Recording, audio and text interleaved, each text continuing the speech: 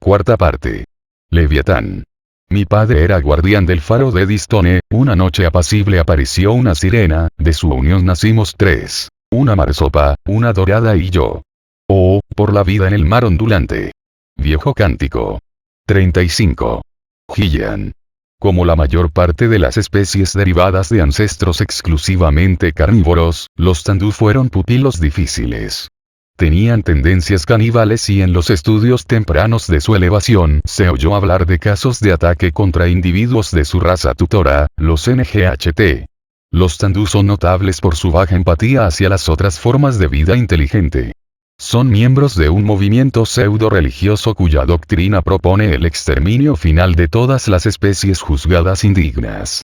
Aunque observan los códigos de los institutos galácticos, los tandú no hacen un secreto de su deseo de ver menos poblado el universo, ni de la impaciencia con que esperan el día en que las leyes sean barridas por una potencia suprema. Según los seguidores de la formación legataria, esto ocurrirá cuando los progenitores regresen a las 5 galaxias. Los tandú aseguran que, al llegar ese día, ellos serán los elegidos para aplastar a los indignos. Mientras esperan ese milenio, los tandú se entrenan complaciéndose en innumerables escaramuzas menores y batallas de honor. Se alistan en cualquier guerra declarada por los institutos galácticos, sea cual sea la causa, y son citados con frecuencia por abusos de poder. Se les ha atribuido la extinción accidental de por lo menos 3 especies astronavegantes. Aunque esta raza tenga muy poca empatía por los tutores de igual nivel, es maestra en el arte de la elevación.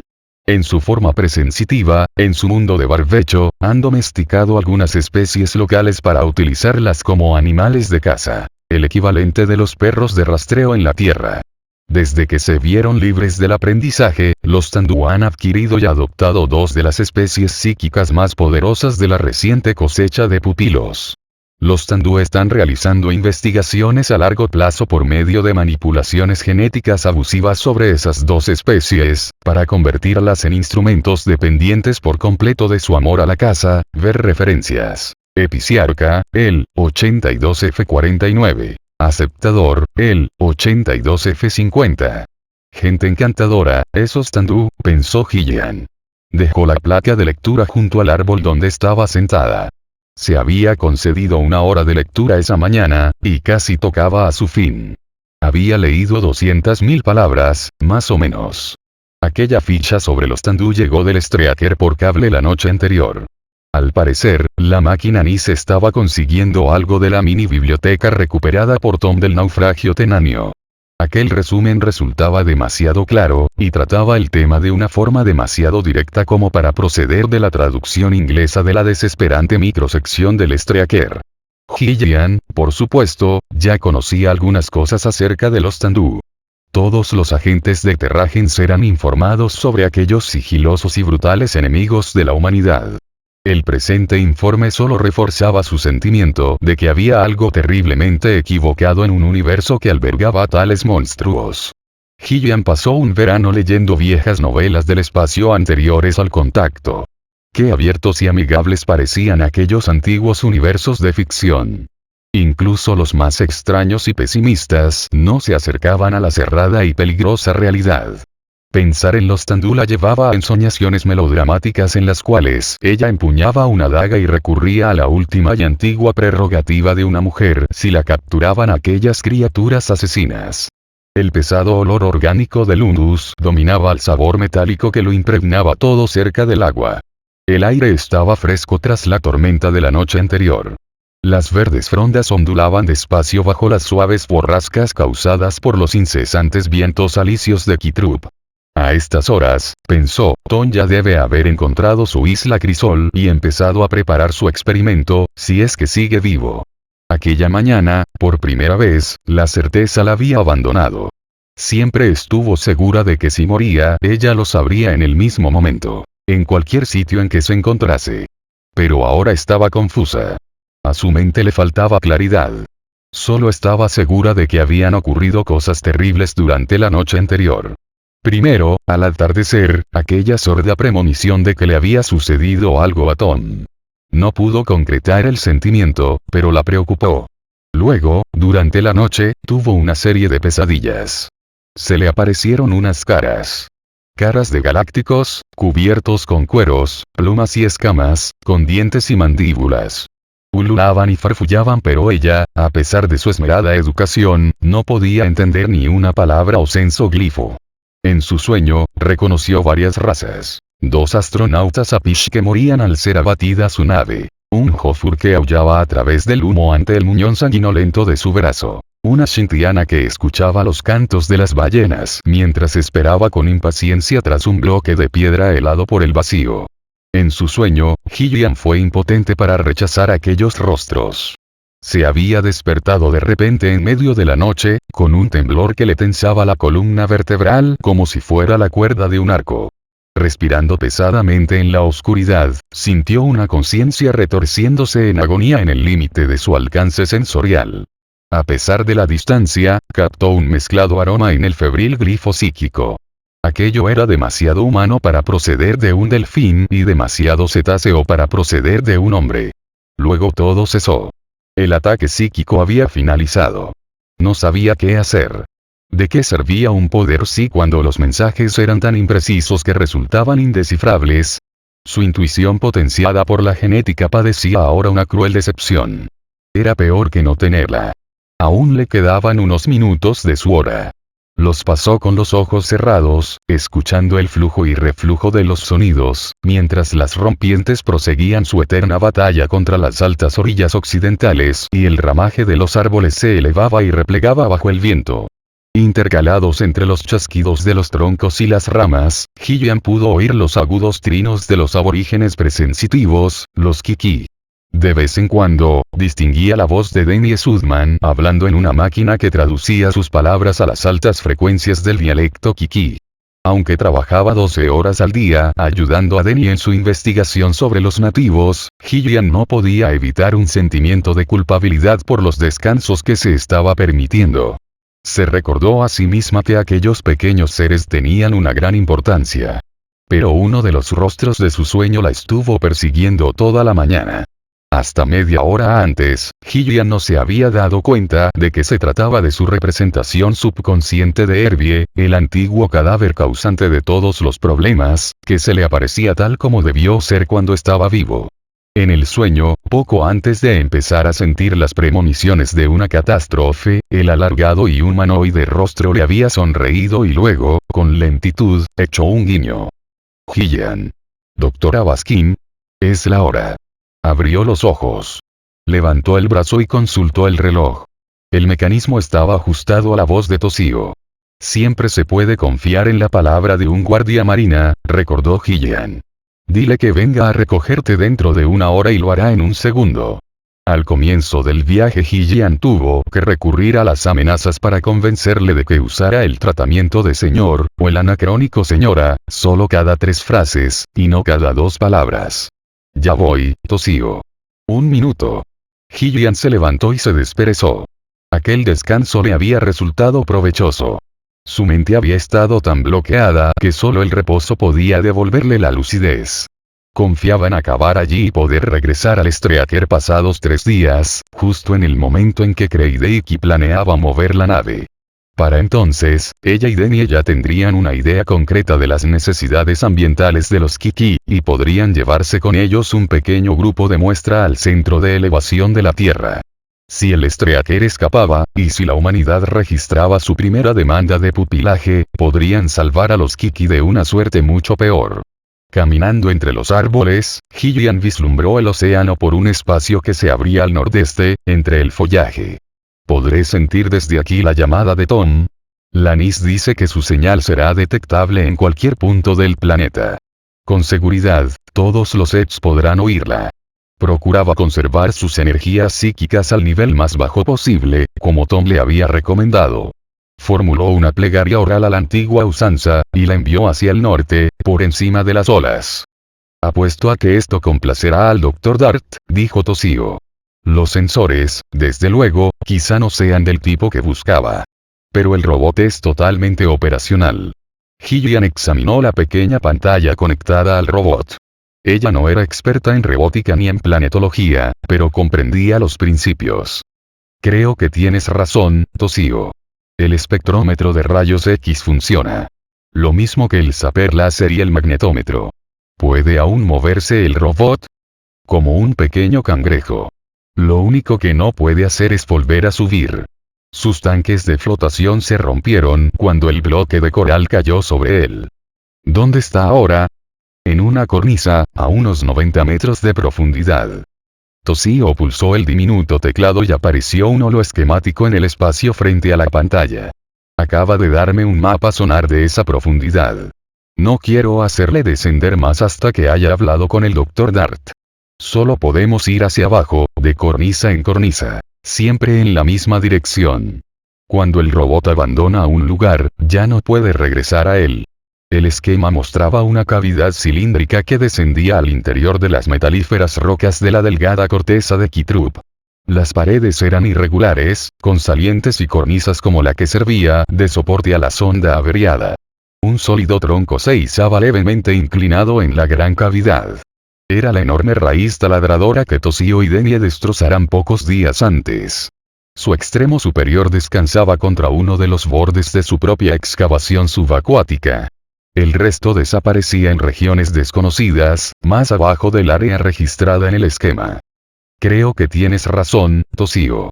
Hillian hizo una mueca y pellizcó el brazo del joven. Charlie se alegrará por esto. Tal vez así deje en paz a Kreideiki. ¿Quieres darle tú mismo las noticias? Era evidente que Toshio estaba satisfecho con el elogio, pero no supo cómo reaccionar ante la oferta de Hillian. No, gracias, señor.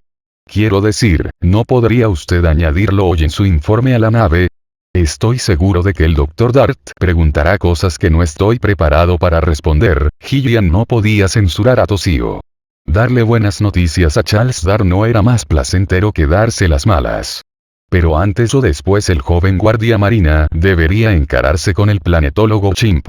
Era mejor que aprendiera a enfrentar el problema desde el principio. Lo siento, Toshio. El Dr. Dart es todo tuyo. No olvides que yo me voy de aquí dentro de unos días.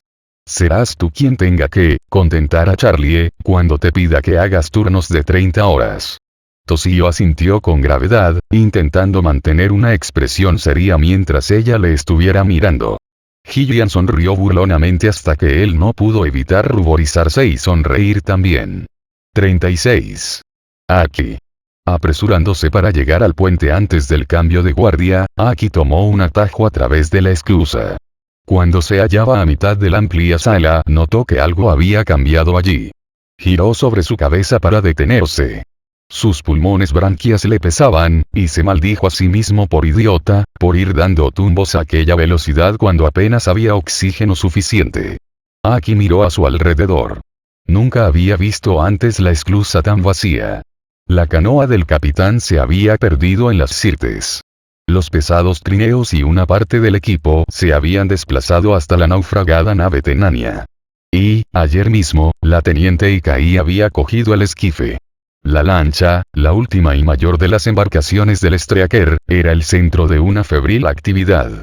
Varios fines de la tripulación usaban arañas mecánicas para cargar cajas en la pequeña nave espacial. Aki olvidó las prisas para llegar a su puesto y trazó unas cuantas espirales alrededor de la lancha. Ascendió nadando hasta uno de los delfines que cabalgaban las arañas. El aparato transportaba una gran caja entre sus brazos pinza. «Hey, Supe, ¿qué pasa aquí?» Aki siempre se expresaba con frases cortas y simples. Su forma de hablar ánglico en el Oxiagua había mejorado, pero si un calafiano era incapaz de hablarlo con corrección, ¿qué podía esperarse de los demás? «Ah, hola, señor Aki», dijo el otro delfín, levantando la vista. «Pasa que han cambiado las órdenes. Verificamos la lancha para utilizarla en el espacio, y también hay que cargar esas cajas». «¿Y qué cont? ¿Qué hay dentro?»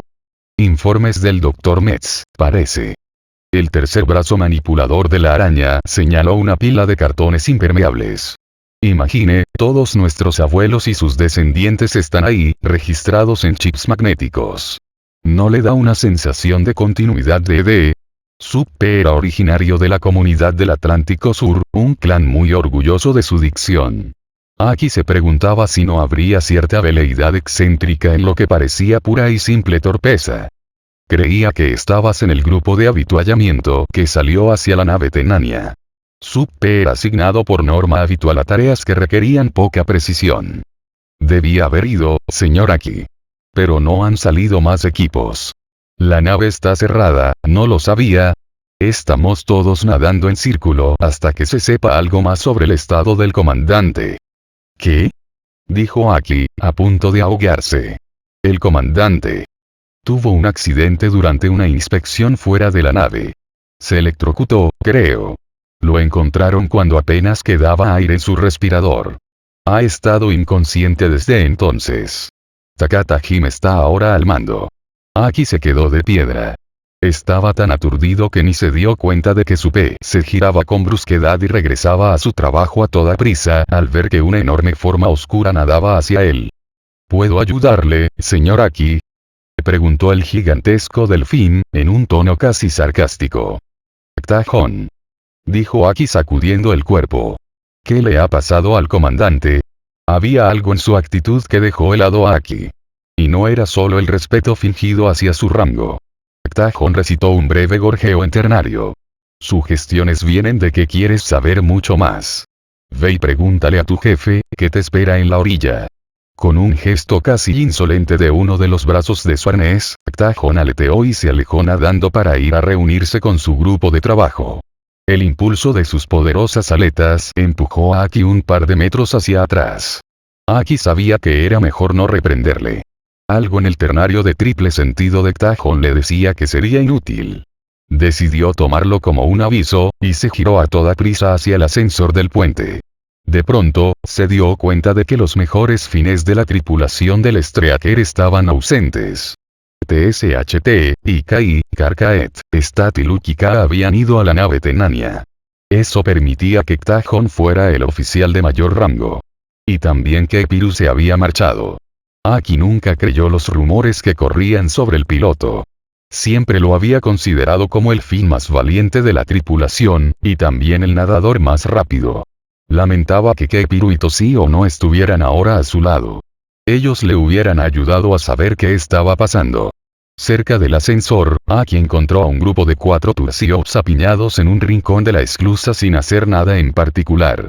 Sus expresiones eran taciturnas y yacían en lánguidas posturas. «Susta, ¿qué pasa aquí?», preguntó. «¿No tenéis nada que hacer?». El marinero levantó la vista y torció la cola en un gesto que entre los delfines equivalía a encogerse de hombros. «¿Cuál es el problema, señor Aki?». «El problema es, que hagáis vuestro trabajo». «Vamos, ¿de qué tenéis tanto miedo?». «El comandante», empezó a decir uno de los otros. Aki no le dejó terminar. «El comandante sería el primero en decir que fuerais más perseverantes». Cambió al ternario. «Concentraos en el lejano horizonte de la Tierra.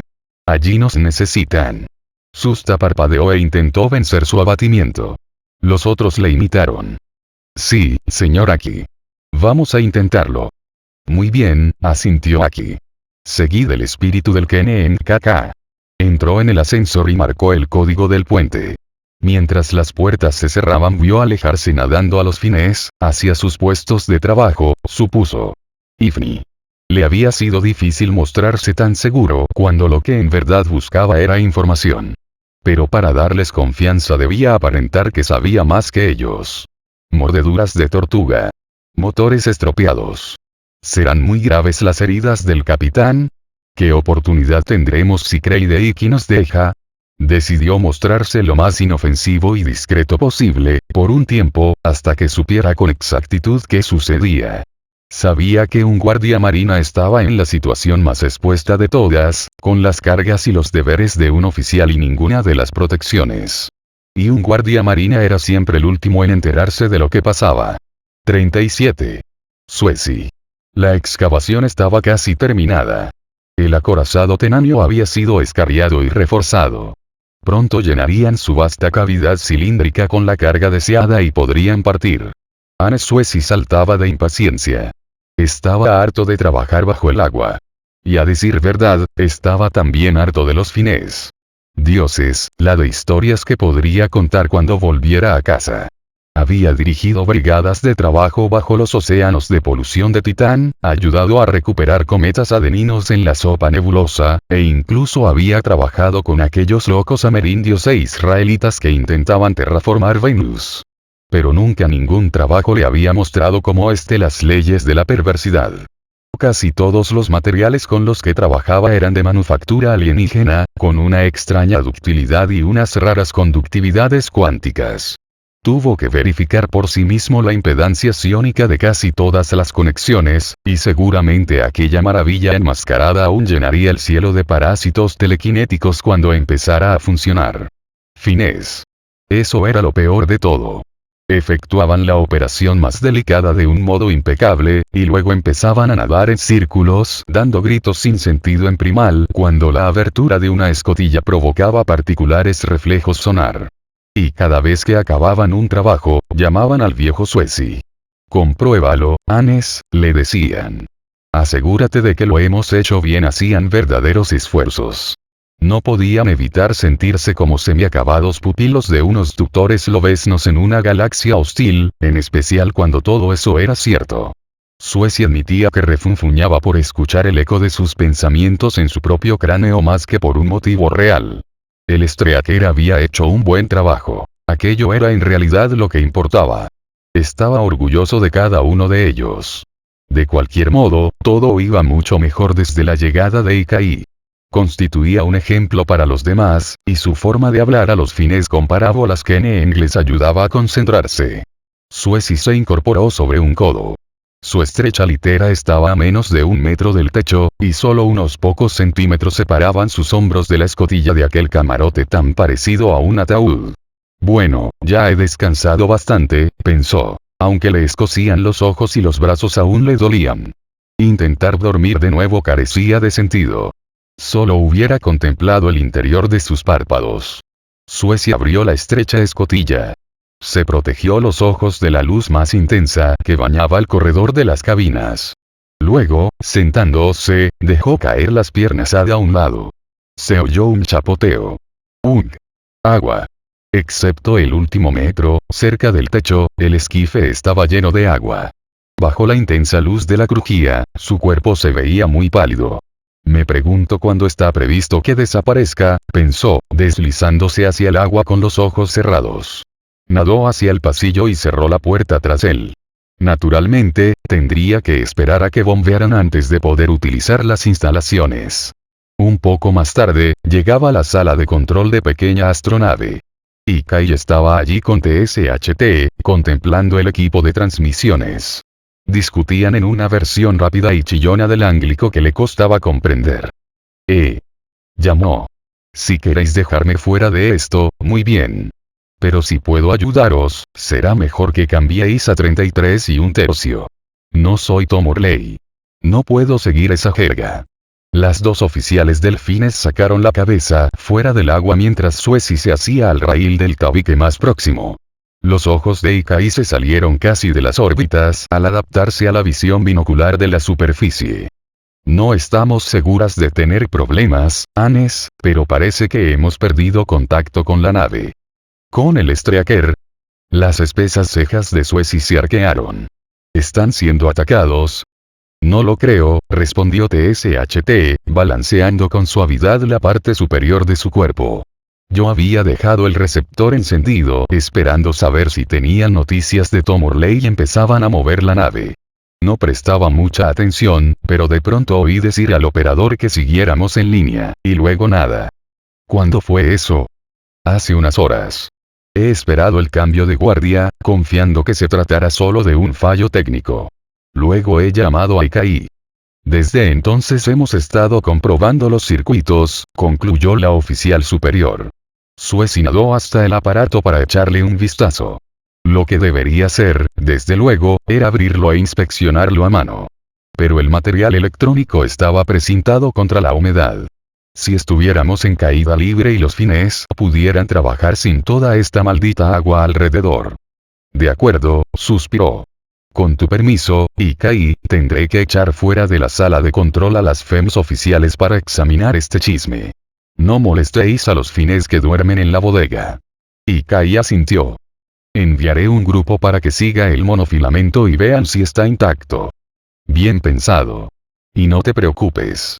Estoy seguro de que no es nada importante. Lo más probable es que sea cosa de duendes. 38. Charles Dart. Me temo que se han contentado con bajar a ese maldito robot 80 metros más. Ese jovencito, Toshio, solo dedica unas pocas horas al trabajo, y luego siempre tiene que marcharse para ayudar a Denie y a Hillian a hacer correr a sus nuevos pupilos a través de laberintos, u obligarles a recoger plátanos con cañas o cualquier otra cosa. Te digo que es frustrante. La pequeña y estúpida sonda medio estropeada lleva los instrumentos más inadecuados para un trabajo geológico. ¿Te imaginas lo mal que funcionará cuando llegue a una profundidad decente? Por un momento, la imagen holográfica del metalúrgico Brookida pareció fijar la mirada más allá de Charles Dart. Al parecer, el científico delfiniano consultaba sus propias pantallas. Para leer, cubría cada ojo con una lente correctora de astigmatismo. Se volvió para observar a su colega Chimp. Charlie, hablas con mucha seguridad de enviar a ese robot aún más abajo en la corteza de Kitrup. Te lamentas de que solo ha descendido 500 metros. ¿Te das cuenta de que eso es medio kilómetro? Charlie se rascó la peluda mandíbula. ¿Sí? ¿Y qué? La excavación tiene tan poca conicidad que puede muy bien bajar tanta distancia como la que ha recorrido hasta ahora. Es un excelente laboratorio mineralógico. Ya he descubierto mucho acerca de la zona subsuperficial. Charlie, suspiró Brookida, ¿no tienes curiosidad en saber por qué la caverna bajo la isla de Toshio hasta los 100 metros? ¿Qué quieres decir? Quiero decir que el llamado árbol taladrador, que es el responsable de esa excavación, no puede haber profundizado tanto solo para buscar el carbono y los silicatos de los que se nutre. No es posible, ¿cómo puedes saberlo? ¿Eres acaso ecólogo? Charlie soltó una sonora carcajada. Francamente, Brookida, ¿en qué basas tales suposiciones? A veces me sorprendes. Brookida esperó con paciencia a que el chimpancé dejara de reír. Las baso en el conocimiento de las leyes de la naturaleza que tiene un profano bien informado, y también en la navaja de Occam. Piensa en el volumen de material extraído. ¿Has sido arrastrado por las aguas? ¿Se te ha ocurrido que existen decenas de miles de esas colinas metálicas a lo largo de esta placa tectónica, la mayor parte con su propio árbol taladrador, y que pueden existir millones de cavernas de una profundidad comparable formadas en tiempos geológicos recientes? Dart empezó a reír con disimulo, pero luego se detuvo.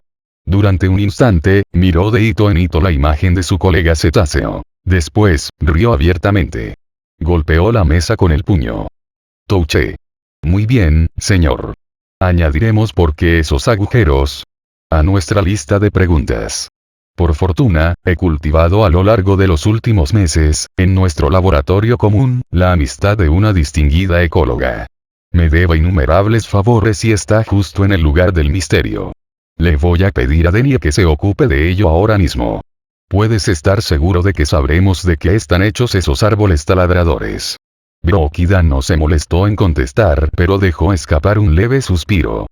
Ahora que está arreglada esa cuestión, prosiguió Charlie, volvamos a lo importante. ¿Podrías ayudarme a convencer al comandante para que me autorice a ir en persona con un verdadero robot de sondeos en capas profundas que reemplace a esa cosa que Toshio recuperó de la basura? Los ojos de Brookida se abrieron desmesuradamente. Dudó. El comandante sigue inconsciente, dijo por fin. Macanee le ha practicado 2 intervenciones quirúrgicas, pero según su último informe las esperanzas son escasas. El chimp volvió a mirar al delfín con dureza. Ah, es cierto. Lo había olvidado. Luego, apartando los ojos de la imagen holográfica, añadió, en ese caso, puede que Takata Jim lo acepte. Después de todo, nadie está utilizando la lancha. Le pediré a Metz que hable con él. ¿Puedo contar contigo, Brookida? Los ojos de Brookida habían vuelto ya a sus órbitas. Estudiaré los datos del espectrógrafo de masas, dijo con voz atona. Contactaré contigo tan pronto como tenga los resultados. Ahora debo dejarte, Charles Dart. La imagen se disipó. Charlie se encontró solo. ¿Qué modo tan brusco de dejarme? Pensó. ¿Le habré ofendido en algo? Molestaba a la gente con frecuencia. No podía evitarlo. Incluso los otros chimpancés le encontraban demasiado egocéntrico y arisco. Decían que los neochims como él daban mala reputación a la raza. Bueno, lo he intentado, pensó. Y cuando una persona hace tales esfuerzos y sigue fracasando, cuando sus mejores tentativas de ser amable se convierten en meteduras de pata, y olvida siempre el nombre de las personas, bueno, entonces tal vez sea mejor renunciar a ello. Tampoco los demás son siempre amables conmigo. Charles Dart se encogió de hombros.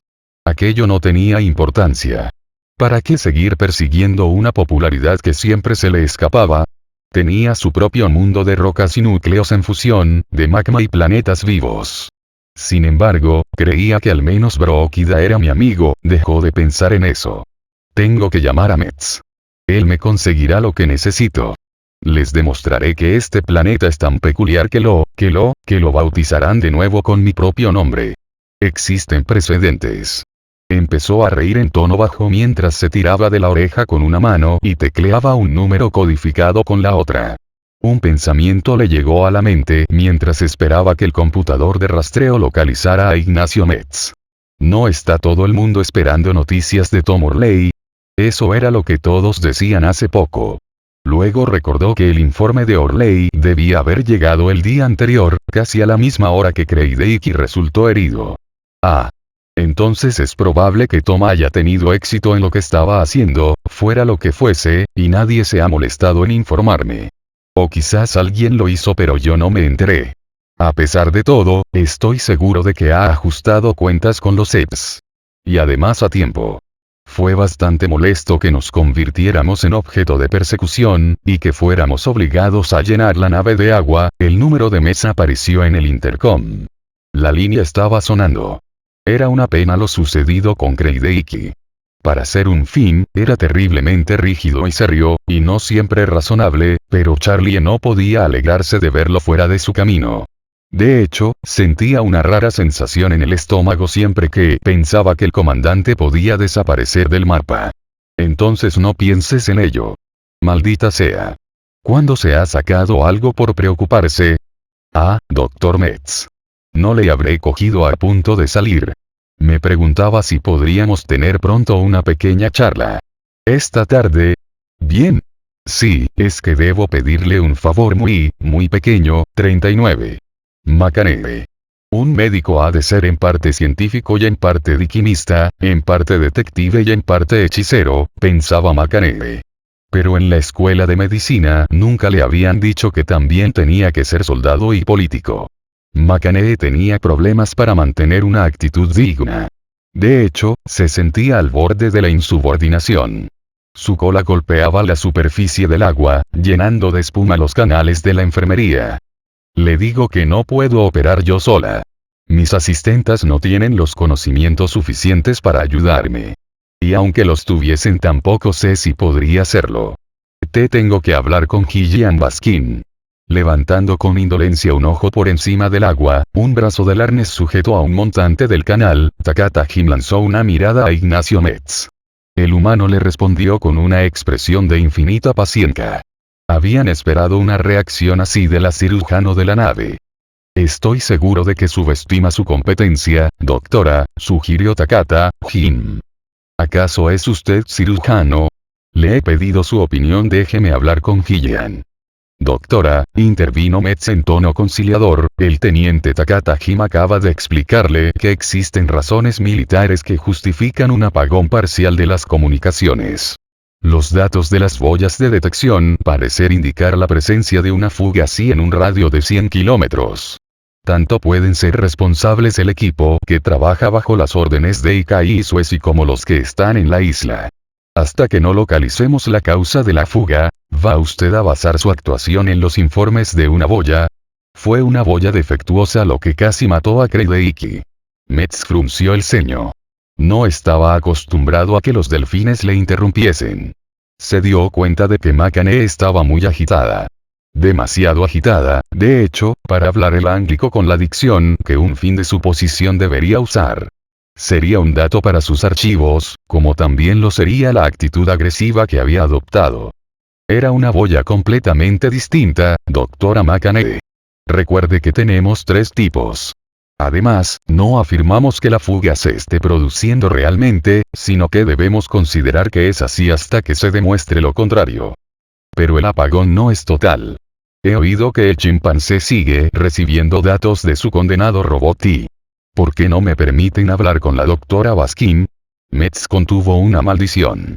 Le había pedido a Charles Dart que fuese discreto. Era una desgracia la necesidad de mantener apaciguado al chimp. Estamos eliminando las posibilidades una por una, dijo Takata Jim, procurando tranquilizar a Makane. Al mismo tiempo, inclinó hacia ella su cabeza con un gesto que, en lenguaje corporal, expresaba autoridad.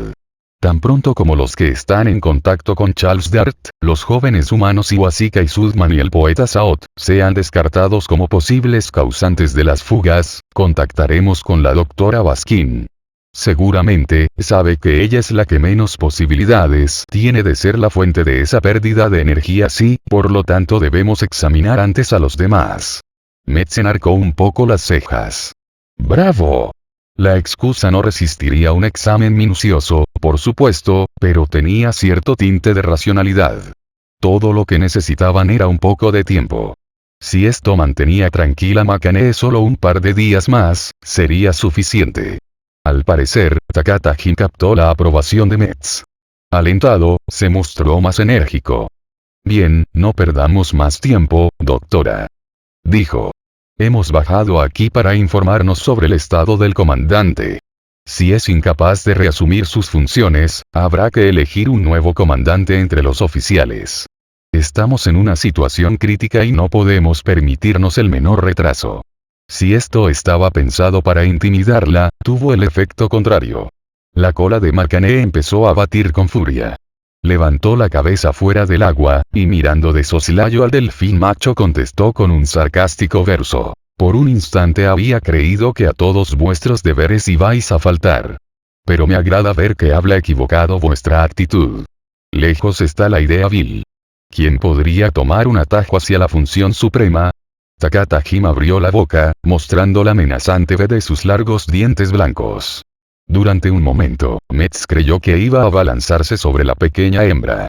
Pero Makane actuó primero, saltó fuera del agua y se dejó caer, salpicando de espuma a Metz y a Takata Jim. El humano farfulló alguna cosa y resbaló del saliente donde se hallaba. Makane giró sobre sí misma y desapareció tras una hilera de oscuros ataúdes de hibernación. Takata Jim giró bajo el agua emitiendo unos rápidos chasquidos sonar para detectarla. Se disponía a perseguirla cuando Metz le agarró de la dorsal. Ah, ejem. Se hacía a una barandilla de la pared. ¿Cuándo podremos acabar con este mal carácter, Finés? Doctora Makane. ¿Quiere hacerme el favor de volver? Ya es bastante con que la mitad del universo conocido quiera darnos caza. No debemos pelear entre nosotros. Takata Jin levantó la mirada y vio que Metz parecía sincero. El teniente continuaba respirando con dificultad. Por favor, Makane, insistió Metz. Vamos a hablar como gente civilizada. Esperaron unos momentos, y enseguida vieron emerger la cabeza de Makane entre 2 autodocs. Había perdido la expresión desafiante, y solo parecía cansada. Su arnés de médico producía un débil tintineo. Los delicados instrumentos entrechocaban ligeramente, como si los sostuvieran manos temblorosas. Se alzó de tal modo que únicamente su agujero soplador rompió la superficie. Lo siento, murmuró. Sé que Takata Jin no asumiría el mando permanente sin contar con el voto del consejo de la nave. Desde luego. Esta no es una nave militar. Los deberes de un oficial ejecutivo a bordo de un navío de exploración son sobre todo administrativos, y la sucesión en el mando debe ser ratificada por un consejo de la nave tan pronto como pueda convocarse. Takata Jin conoce a la perfección el reglamento, ¿no es así, teniente? Sí. Pero hasta entonces, debemos aceptar la autoridad de Takata Jin o sucumbir en un caos. Y mientras tanto, el Streaker ha de tener una cadena de mando. Y esta será inoperante hasta que usted certifique que el capitán Kreideiki no puede desempeñar sus funciones. Makane cerró los ojos, respirando pesadamente. Lo más probable es que Kreideiki no recobre la conciencia sin una nueva intervención quirúrgica. Incluso así, será difícil. La sacudida recorrió su conector de toma neural hasta el cerebro. La mayor parte de las áreas dañadas están en las nuevas zonas del córtex, donde la materia gris de los turcios originales sufrió más modificaciones por la elevación. Presenta lesiones en los centros que controlan la visión y el habla. El cuerpo está quemado. Macanee volvió a abrir los ojos, pero no parecía mirarlos. Gracias, doctora, dijo Metz. Nos ha dado los informes que necesitábamos. Lamento haberle hecho perder tanto tiempo. Estoy seguro de que hace todo lo que puede. Al no obtener respuesta, el humano deslizó la oximáscara sobre su rostro y se zambulló en el agua. Hizo un gesto a Takata-jin para que lo siguiera. El delfín se retrasó unos momentos lanzando a Macanee unos chasquidos, pero al ver que ésta no se movía dio unos golpes de aleta y siguió a Metz hacia la salida. En el mismo instante en que ambos penetraban en la esclusa, la doctora se estremeció. Levantó la cabeza y gritó. Cuando convoquen el consejo de la nave, no se olviden de que yo formo parte de él. Y también Ikai, Hillian y Teto Morley. Mientras Macanee hablaba, la esclusa se cerró tras ellos con un silbido. No pudo saber si la habían oído o no. Volvió a sumergirse, suspirando. Sí, Tom Morley también, pensó. No lo olvidéis, cobardes bastardos. No creáis que os dejarás a tiros con la vuestra. Sacudió la cabeza, sabiendo que pensaba de un modo irracional. Sus sospechas no se fundaban en hechos. E incluso si fueran ciertas, Thomas Orley no podía alargar la mano 2000 kilómetros para salvar la situación. Además, empezaban a correr rumores de que había muerto. Metz y Takata-jin la habían dejado por completo confundida. Tenía la sensación visceral de que le habían contado una compleja sarta de verdades, medias verdades y mentiras completas, y no tenía medios para distinguir unas de otras.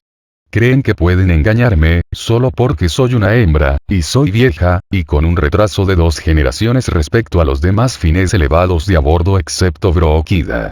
Pero sospecho por qué le conceden favores especiales al único miembro chimpancé del consejo.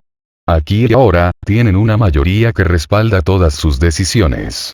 Es natural que no estén ansiosos porque Hillian y Kai regresen. Quizá tenía que haberles mentido, decirles que Kreidiki podía recobrar la conciencia en cualquier momento. Sin embargo, ¿quién puede decir hasta dónde están decididos a llegar? ¿El accidente con la boya ha sido en realidad un accidente? Tal vez mientan para ocultar su ignorancia, o para ocultar una conspiración. ¿Podré proteger a Kreidiki solo con la ayuda de 2 asistentas? Macanee dejó escapar un sordo gemido. Esa clase de cosas no eran de su competencia. En ocasiones, deseaba haber sido solo una doctora delfiniana, como en los viejos tiempos, cuando bastaba con izar al que intentaba salvar y mantener su cabeza fuera del agua hasta que se recuperara, o te faltaran las fuerzas o te fallara el corazón. Regresó a cuidados intensivos. La sala estaba a oscuras a excepción de una luz que brillaba sobre un gran neodelfín gris, suspendido en un tanque de gravedad. Macanee verificó las lecturas de las constantes vitales y vio que se mantenían estables. Kreidiki parpadeaba de manera imperceptible, y a la vez un ligero estremecimiento recorría todo su cuerpo. Macanee suspiró y se apartó de él. Nadó hasta la unidad de comunicación más cercana y reflexionó. Metz y Takata-jin no habían podido llegar todavía al puente. Chasqueó el código sonar que activaba la unidad. Casi al instante, la cara de un joven delfín de aletas azules apareció ante ella. Transmisiones, ¿puedo ayudarla? Aquí. Sí, hijo, soy la doctora Macanee. ¿Has hecho algún plan para el almuerzo? Sabes, creo que aún me queda un poco de gelatina de pulpo. ¿Estás libre? Maravilloso. Entonces, pronto nos veremos. Oh, y hagamos de esta cita nuestro pequeño secreto. ¿De acuerdo? Eres un buen chico. Macanee abandonó cuidados intensivos. Una idea empezaba a perfilarse en su mente. 40. Kreidiki. En la silenciosa penumbra del tanque de gravedad, se oyó un apagado gemido. Sin esperanza, nada sacudido por grises vientos tormentosos, gritando, me ahogo. Me ahogo. 41. Tom Morley. Una malhumorada montaña gruñía en medio de un mar cubierto de espuma. Había dejado de llover hacía poco tiempo. El volcán retumbaba y escupía fuego hacia las bajas nubes, tiñéndolas de color naranja. Pequeñas y ensortijadas columnas de ceniza se disolvían en el cielo. Las transparentes aguas del mar no apagaban las ardientes cenizas allí donde finalmente caían. Se posaban en una capa lodosa sobre una alfombra de sucias cepas que parecía interminable. Thomas Orley tosió en el húmedo aire cargado de hollín. Ascendía arrastrándose por una pequeña elevación de hierbas entrelazadas y resbaladizas. El peso muerto de su vehículo tensaba la cuerda enrollada en su mano izquierda. Con la derecha agarraba un grueso zarcillo cercano a la cima de la colina vegetal. Sus piernas flaqueaban bajo su propio peso mientras se arrastraba. Incluso cuando conseguía fijarlas en las grietas de la masa viscosa, sus pies se hundían con frecuencia en el cenagal existente entre las cepas.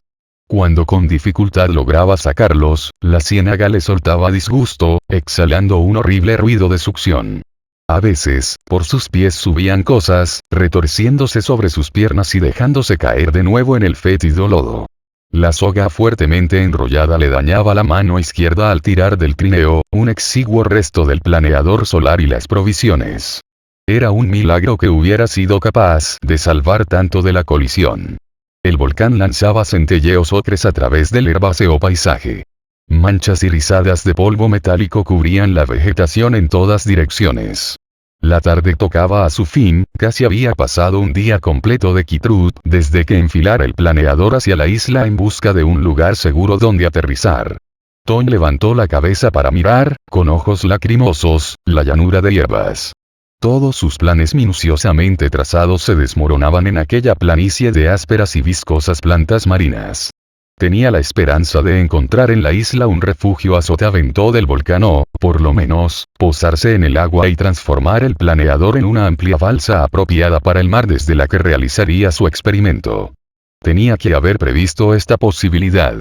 La colisión, aquellos frenéticos y aturdidores minutos persiguiendo el material sumergido y construyendo un tosco trineo bajo el azote de la tormenta, y luego horas arrastrándose entre las fétidas cepas hacia un solitario montículo de vegetación, todo esto podía haberse evitado. Intentó seguir adelante, pero un temblor en el brazo derecho amenazaba con convertirse en un verdadero calambre. Había sido duramente golpeado durante el choque, cuando los pontones del ala del planeador se soltaron y el fuselaje salió despedido dando tumbos por el cenagal, cayendo por último en un aislado pozo abierto por el mar. Un corte en la mejilla izquierda casi le hizo perder el sentido durante aquellos primeros momentos críticos.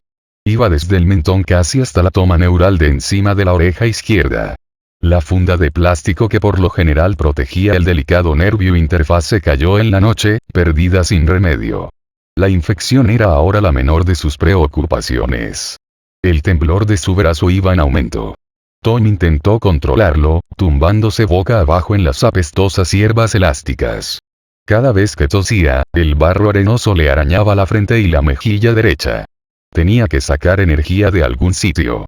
No había tiempo para las sutilezas de la autohipnosis, para persuadir a su cuerpo de que volviera a funcionar.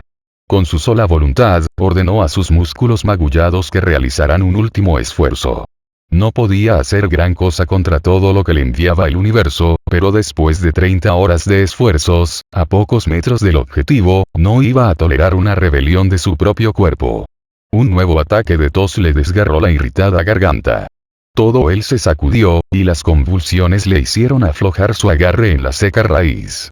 Justamente cuando pensaba que sus pulmones no podían resistir más, el ataque cesó.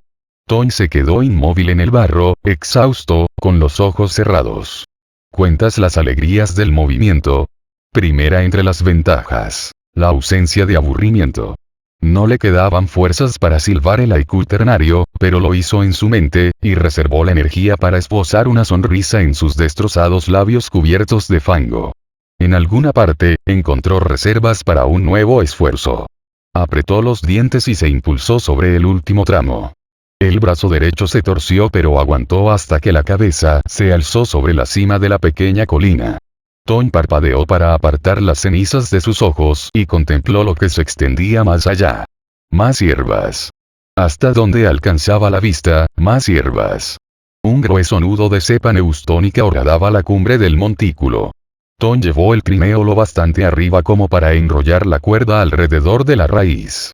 Las sensaciones fluyeron a su adormecida mano izquierda, dejándole con la boca abierta en silenciosa agonía. Se dejó caer al suelo, con la respiración rápida y jadeante. Los calambres volvieron con fuerza, obligándole a doblar el cuerpo. Hubiese querido arrancar los miles de dientes que se le clavaban en los brazos y las piernas, pero sus manos eran garras inservibles. De algún modo, la parte lógica de su mente permanecía desconectada del dolor. Esta seguía analizando y planeando, intentando fijar límites temporales. Después de todo, había llegado hasta allí por una razón. Tenía no haber un motivo para sufrir todo aquello, si tan solo pudiera recordar por qué estaba allí, entre el hedor y el polvo y la arena y el dolor, el esquema tranquilizante que buscaba se escondía de él.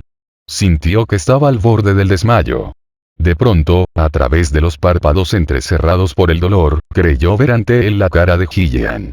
Frondas de vegetación aérea ondulaban tras ella. Sus ojos grises miraban en su dirección, como si buscaran algo en el límite de su campo visual. Por 2 veces, parecieron examinar un punto más allá de donde él yacía temblando, incapaz de moverse. Luego, por fin, sus ojos se encontraron, y Gillian sonrió. Parásitos impregnados de dolor amenazaban con ahogar las palabras sueño. Te envío. Para bien. Aunque tú, escéptico, amor, aunque todo, podrás escuchar. Hizo un esfuerzo por concentrarse en el mensaje, que posiblemente era una alucinación. No le importaba lo que fuera. Era un áncora. Y se agarró a ella mientras los calambres hacían vibrar sus tendones como las cuerdas de un violín. Su sonrisa transmitía compasión.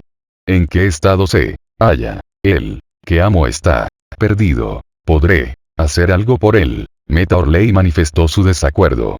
Si esto era en un mensaje de Gillian, estaba corriendo un gran riesgo. Yo también te amo, su vocalizó. Pero quieres hacer el maldito favor de callarte antes de que te oigan los ex. La emisión sí, o alucinación, se despidió con la mano mientras a Tom le sacudía un nuevo ataque de tos. Tosió hasta que sus pulmones fueron como una corteza seca. Por último, se hundió con un suspiro. Y Tom renunció al orgullo. ¿Sí? Emitió entre la bruma que se alzaba ante sus ojos, llamando a la imagen que se disolvía. Sí, amor. Por favor regresa y ayúdame. La cara de Gillian pareció difractarse en todas direcciones, como un haz de luz de luna, y unirse con el brillante polvo volcánico en el cielo. Fuera un verdadero mensaje, o una ilusión nacida del delirio, se desvaneció como un retrato formado por el humo. Sin embargo, creyó oír un ligero rastro de la voz interior de Gillian, así es, y la curación viene, en sueños, escuchó, ajeno al tiempo, y poco a poco los temblores remitieron. Abandonó gradualmente la posición fetal. El volcán retumbó iluminando el cielo. El suelo bajo Tom ondulaba con suavidad y le acunó hasta que logró un sueño superficial. 42. Tosío. No, Dr. Dart. Las inclusiones de enstatita son algo de lo que no estoy seguro. Los parásitos del robot eran en verdad muy intensos cuando hice esa lectura. Si quiere, ahora mismo puedo comprobarla de nuevo. Los párpados de Tosío se cerraban de aburrimiento. Había perdido la noción del tiempo transcurrido pulsando botones y leyendo datos a instancia de Charles Dart. El planetólogo chino nunca estaría satisfecho. Por más rápidas y precisas que fueran las respuestas de Tosío, nunca eran suficientes. No tenemos tiempo, contestó Charlie malhumorado desde la holopantalla de la orilla de la charca del árbol taladrador. Intenta verificarlo tú mismo cuando yo desconecte, ¿de acuerdo? Podrías hacer un buen proyecto siguiendo en el lado que ya conoces, Tosío. Algunas de esas rocas son únicas. Si realizas un estudio mineralógico exhaustivo de ese agujero, sería feliz ayudándote a redactarlo. Imagínate los honores. Una publicación importante no dañaría tu carrera. Tosío podía imaginarlo. De hecho, estaba aprendiendo mucho trabajando con el Dr. Dart. Una de las cosas que había aprendido, y le sería útil si alguna vez continuaba sus estudios de graduado, era ser muy cuidadoso al elegir su asesor de investigaciones. De todos modos, la cuestión era discutible, con todos aquellos hechos sobre sus cabezas dispuestos a capturarlos. Por milésima vez, Toshio alejó de su pensamiento la batalla espacial, que solo conseguía deprimirle. Gracias, Dr. Dart, pero, no hay ningún problema, ladró Charlie, con brusca condescendencia. Si no te importa, más tarde discutiremos los detalles de tu proyecto. Ahora, vamos a actualizar la posición de ese zángano. Toshio movió la cabeza, asombrado por la tenacidad y las ideas fijas del individuo. Temía perder los estribos con el chimp si aquello empeoraba, fuera tutor de sus investigaciones o no. Toshio verificó los indicadores. El robot ha descendido casi 1 kilómetro, Dr. Dart. El pozo es más estrecho y más liso a medida que bajamos hacia las perforaciones más recientes, así que estoy anclando al robot en la pared a cada paso. Toshio miró por encima del hombro hacia el nordeste, anhelando ver aparecer a Denny o a Hillian para distraerse. Pero Denny estaba con sus Kiki. Y la última vez que había visto a Hillian, ésta se hallaba sentada en la posición del loto en un claro que dominaba el océano, olvidada del mundo. Un poco antes, Hillian se había sentido bastante contrariada, cuando Takata Jin le dijo que en la nave todos estaban demasiado atareados con los preparativos para mover el Streaker y no podían hablar con ella. Incluso sus preguntas sobre Tom Morley fueron eludidas con arisca cortesía. Ya la llamarían cuando supieran algo, le dijo Takata Jin antes de cortar la comunicación. Toshio había visto aparecer en su rostro una arruga cada vez que una de sus llamadas era desatendida. Un nuevo oficial de transmisiones sustituyó a Aki. El fin le decía a Hillian que ninguna de las personas que buscaba estaba disponible. El único miembro de la tripulación con quien podía hablar era Charles Dart, porque sus investigaciones en aquel momento no eran urgentes. Y el chimp rehusaba hablar de otra cosa que no fuese su trabajo. De inmediato, Hillian empezó los preparativos para abandonar la isla. Entonces llegaron órdenes de la nave, directamente de Takata Jin. Debía permanecer allí por tiempo indefinido y ayudar a Denny Sudman a preparar un informe sobre los Kiki. Esta vez, Hillian recibió las órdenes sin inmutarse. Sin un comentario, se adentró en la jungla para estar sola. Más de esos zarcillos de Denny. Charles Dart seguía hablando mientras la mente de Toshio iba a la deriva. Se enderezó para prestar atención a lo que decía el científico chimp. Lo más excitante de todo son los perfiles isotópicos del iodo y el potasio. Confirman la hipótesis de que, en tiempos geológicos recientes, alguna raza de zofantes enterró desechos en esta zona de subducción del planeta. Es de una importancia colosal, Toshio. Estas rocas evidencian la existencia de varias generaciones de depósitos de material procedente de la superficie, y el reciclaje acelerado de sustancias debido a los volcanes próximos. Es casi como si hubiera un ritmo para ello, flujo y reflujo. Alguna cosa terriblemente desconfiada ha vivido ahí mucho tiempo. Se suponía que Kitrup estaba en barbecho desde que los antiguos Karrant-o vivieron aquí. Sin embargo, alguien estuvo camuflando sustancias muy refinadas bajo la corteza de este planeta, hasta hace muy poco. Toshio casi dejó que se le escapara una grosería. Hasta hace muy poco, ya lo creo. Dart investigaba a escala geológica. Los Eds podían caer sobre ellos en cualquier momento, y él trataba el presunto entierro de desechos industriales de hacía miles de años, como si fuera el último misterio a resolver por Scotland Yard. Sí, señor. Ahora mismo lo hago. Toshio no estaba muy seguro de qué le había pedido Dart que hiciera, pero se cubría las espaldas. Y no se preocupe, señor. El robot será controlado día y noche. Kepiru y Sao tienen órdenes de Takata Jin para vigilar por turnos cuando yo no esté disponible. Y deben llamarme o despertarme si se produce algún cambio en las condiciones. ¿Quedaría el chimp satisfecho con aquello? Los Fines no habían acogido muy bien esa orden del científico del Streaker, pero obedecerían, aunque retrasase el trabajo de Sao con los Kiki. Milagro entre milagros, Charlie pareció conforme. De acuerdo, muy amable de su parte, murmuró. Estoy seguro de que se lo agradecerás por mí. Y dime cuando Kepiru esté conectado, ¿no podría localizar ese parásito intermitente que recibimos del robot? No me gusta, y está empeorando. Sí, señor. Se lo pediré. El chimpancé se frotó el ojo derecho con el dorso de su peluda mano y bostezó. Escucha, Toshio, dijo. Lo siento, pero en verdad necesito un descanso. ¿Te importa que terminemos con esto un poco más tarde? Te llamaré después de la cena y responderé entonces a todas tus preguntas. ¿Vale? De acuerdo. Hasta luego. Charlie se inclinó hacia adelante y la imagen no lo desapareció. Toshio se quedó un momento con la mirada clavada en el espacio vacío, algo aturdido. ¿Importarme? Si no me importa. No, señor, creo que no me importa en absoluto. Esperaré aquí armado de paciencia, hasta que usted me llame o hasta que el cielo se derrumbe sobre mi cabeza. Soltó un bufido. Como si eso fuera a importarme. Se levantó y le crujieron las articulaciones por haber estado tanto tiempo sentado con las piernas cruzadas. Y yo que creía que era demasiado joven para esto. Ah, bueno.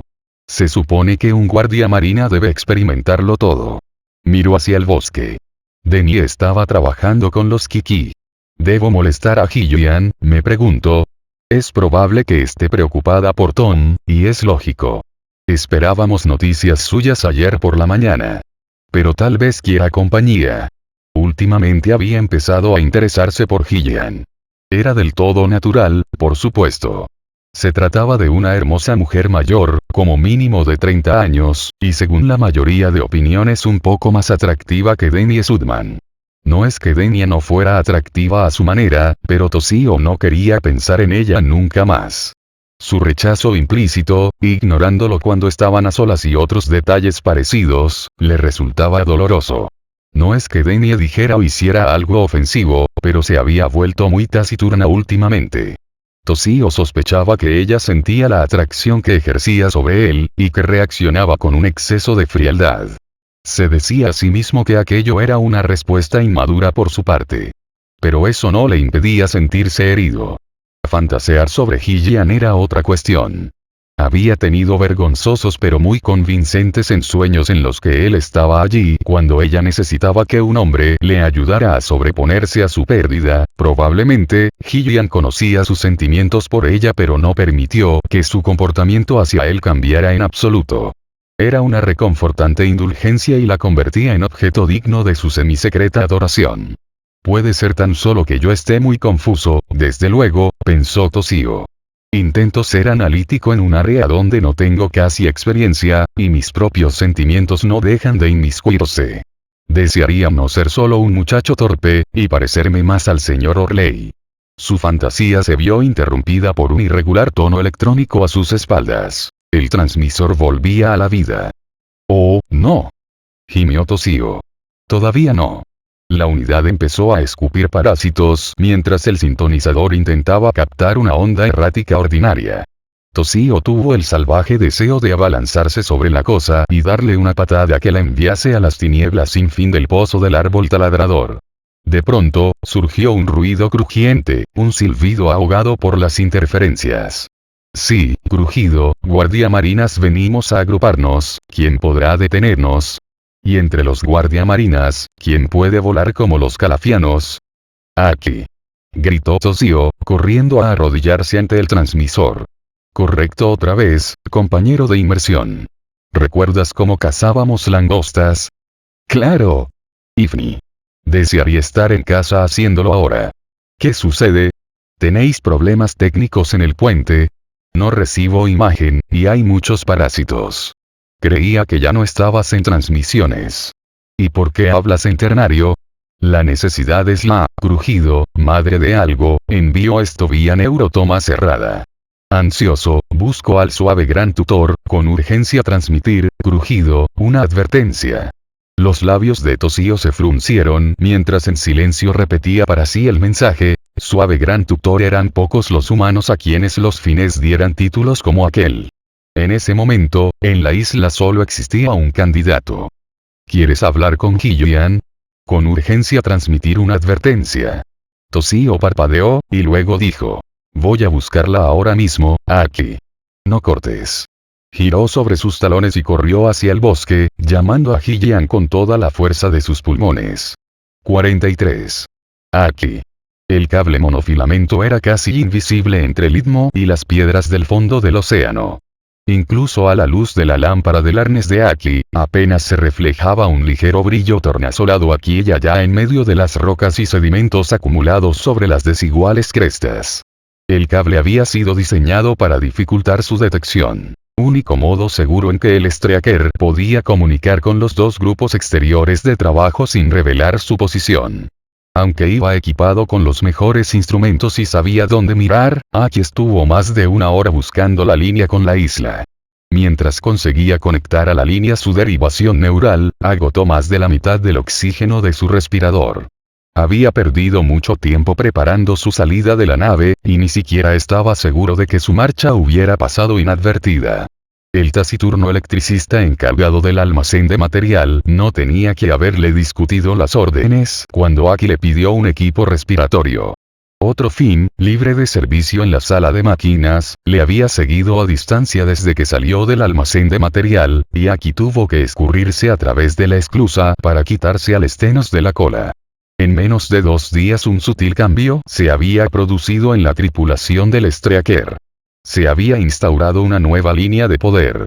Los miembros de la tripulación que hasta entonces tuvieron poca influencia, ahora se abrían paso a empujones para ser los primeros en las filas de la comida, y adoptaban posturas corporales autoritarias mientras los otros se encaminaban a sus tareas con los ojos bajos y la cola caída. El rango y la posición oficial no tenían nada que ver con ello, pues a bordo del Streaker tales cosas habían sido siempre informales. Los delfines prestaban más atención a las sutiles variaciones del poder que a la autoridad constituida. Ahora, incluso el racismo parecía ser determinante.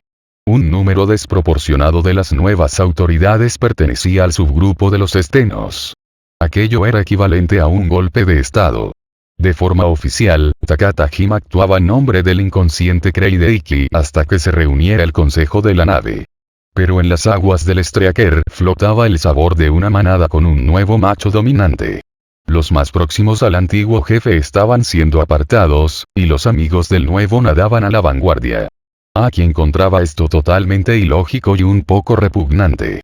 Le hacía ver que, bajo la tensión, incluso los más selectos fines de la tripulación del Streaker podían caer en los viejos modelos de comportamiento.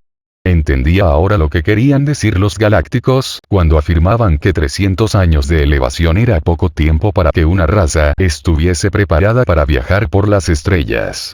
Fue una toma de conciencia brutal, que hizo sentirse a Aki más pupilo de lo que nunca se había sentido en la mixta e igualitaria colonia de Calaña. Pese a todo, el descubrimiento le ayudó en un sentido. Le daba una primaria justificación al acto que estaba realizando. Desde un punto de vista legal, abandonar la nave para contactar con Gillian Baskin en contra de órdenes específicas del comandante en funciones era un grave delito. Pero ahora, Aki tenía la sensación de conocer la verdad. Era miembro de una tripulación de astronautas de Vega. Salvo que se produjera una recuperación milagrosa de Kreideiki, no había forma de salir de aquel lío sin la intervención de sus tutores. Descartaba la competencia de Ignacio Metz, de Emerson Danite o incluso de Toshio en esta materia. Coincidía con Makane en que su única esperanza era que la doctora Baskin o el señor Orley regresaran. Por aquel entonces, había llegado a aceptar ya que Orley había desaparecido. Esta convicción, compartida por el resto de los tripulantes, constituía una de las razones por las que la moral se había derrumbado tras el accidente de Kreideiki. En un silencio absoluto, el cable transmitía directamente su tonalidad de alcance al nervio estatoacústico del guardia marina, que empezaba a impacientarse por la tardanza de Toshio, que había ido a buscar a Gillian. La línea no había sido utilizada para otra cosa desde que Charles Dart dejara de usarla, y a cada segundo que pasaba aumentaba el riesgo de que el operador de a bordo detectase el eco de su aparato. Aki se las había arreglado para que resultara imposible recoger su conversación con Toshio, pero incluso el más torpe de los fines de transmisiones hubiera advertido a la larga los efectos secundarios de su intromisión. ¿Dónde están?, se preguntó. Deben creer que me sobra aire.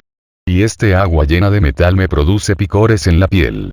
Aki ralentizó su ritmo respiratorio para recobrar la calma. Un poema didáctico que corrió por su mente. Es pasado lo que un tiempo fue, vestigio llamado memoria, en él reside la causa de la hora. Es futuro lo que será, imaginado, raramente visto, en él busca el efecto de la hora. Es presente este ínfimo punto que pasa y sin cesar vacila, prueba es de la farsa de la hora. El pasado, el futuro y el presente estaban entre las nociones más difíciles de expresar en ternario. Aquel poema pretendía describir la causalidad tal como la concebían los tutores humanos y la mayoría de los otros sofontes, adaptándola a la visión cetácea de la existencia. A Aki le parecía que estaba bastante claro. Sin embargo, se preguntaba por qué ciertos delfines de la Tierra tenían tantos problemas para captar esas nociones. Uno pensaba, imaginaba actos y sus consecuencias. Consideraba los diferentes resultados posibles y la sensación que proporcionaban, y luego actuaba. Y si el futuro seguía siendo incierto, se hacía lo mejor que se podía hacer, y se esperaba. Así habían actuado los humanos durante la sucesión de siglos de orfandad e ignorancia. Aki no veía por qué era tan difícil para su gente, que fue educada de acuerdo con aquello. Aki. Soy Toshio. Ahora viene Hillian. Ha tenido que detenerse un momento por algo importante, así que yo me he adelantado. ¿Estás bien? Aki suspiró. En las profundidades, con el agujero soplador irritado, seré paciente pues tal es mi deber. Como el cicloide gira sin, no cortes, gritó Toshio, interrumpiéndole en medio de un verso. Aki hizo una mueca. Toshio nunca desarrollaría el sentido artístico. Aquí está Hillian, concluyó el guardia marina.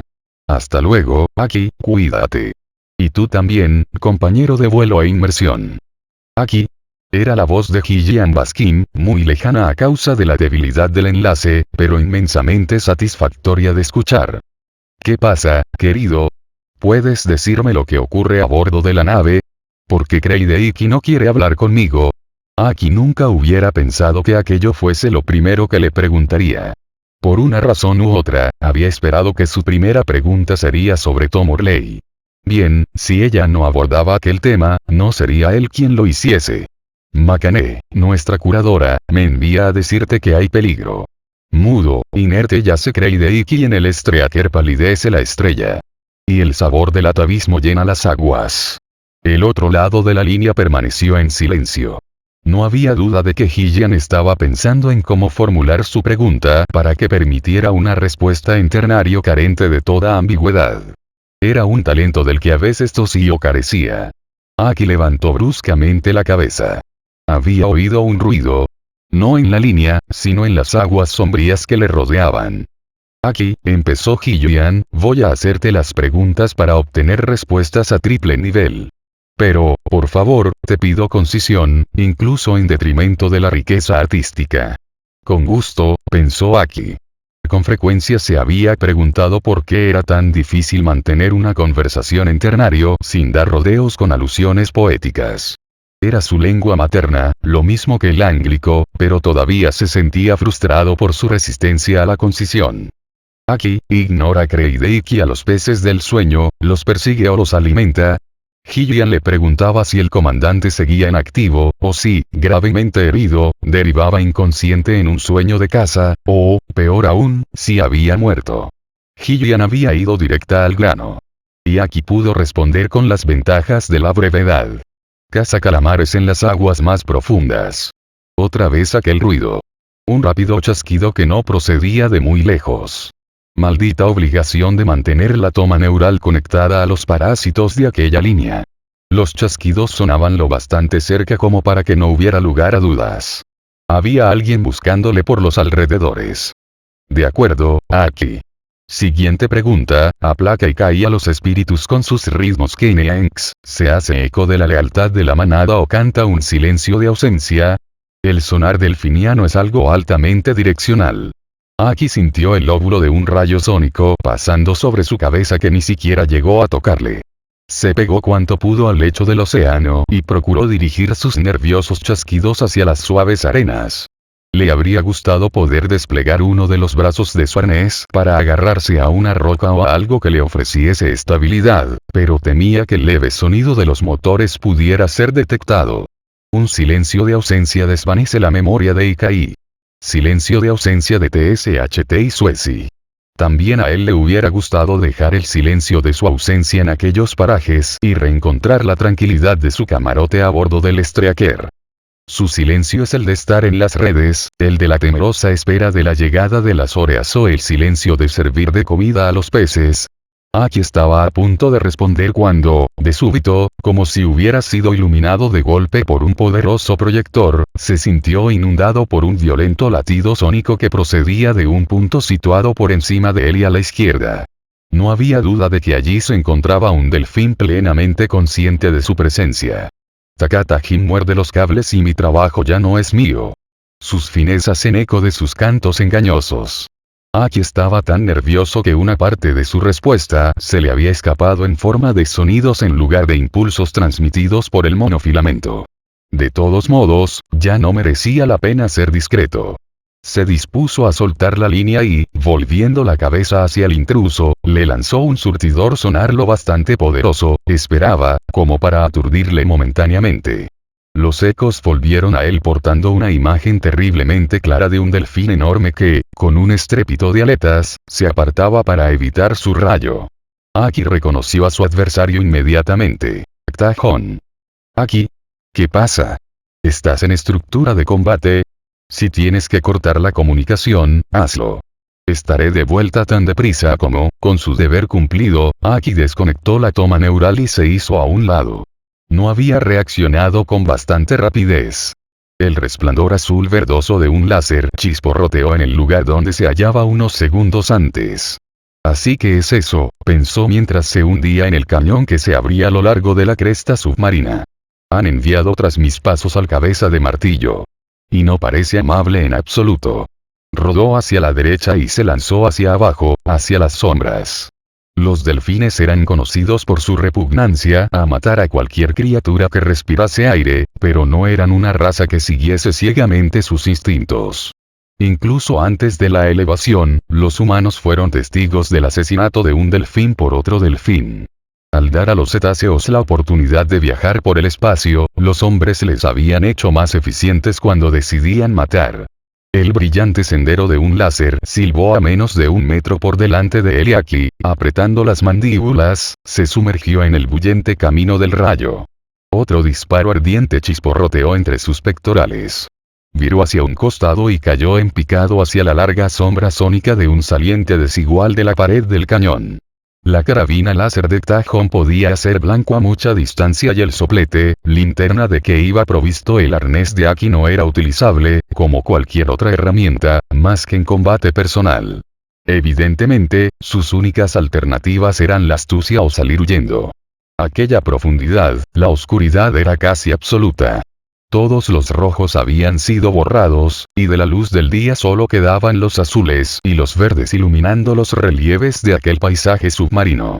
Sacando ventaja del terreno, Aki se deslizó entre los muros verticales de una estrecha grieta. Se inmovilizó, esperó, y escuchó. Los ecos que recibió en aquella escucha pasiva le dijeron tan solo que Takata-jin estaba allí, en alguna parte de los alrededores, buscándole. Deseó que su acelerada respiración no fuera tan fuerte como a él le parecía. Aki lanzó una pregunta neural a su arnés y el microordenador del armazón le informó que no le quedaba ni siquiera media hora de aire en el respirador. Aquello marcaba un límite preciso al tiempo que podría estar escondido. Los dientes le castañeaban, y ardía en deseos de sentirlos cerrarse sobre las largas aletas de Takata-jin, aunque era consciente de no poseer ni la talla ni la fuerza adecuadas para enfrentarse al gigantesco Sienas. Aki no tenía ningún medio para saber si Takata-jin había salido a buscarle por propia iniciativa o si lo había hecho cumpliendo órdenes de Takata-jin. Por el contrario, tenía la certeza de que, si se tramaba realmente un complot Stenos, no dudarían en matar al impotente Kreideiki si aquello aseguraba el éxito de sus planes. Por inconcebible que fuese, podían incluso querer atacar a Hyuan si pecaba de imprudente y volvía a la nave. El simple pensamiento de que un Fin pudiera participar en aquellos crímenes hacía que Aki se sintiera enfermo.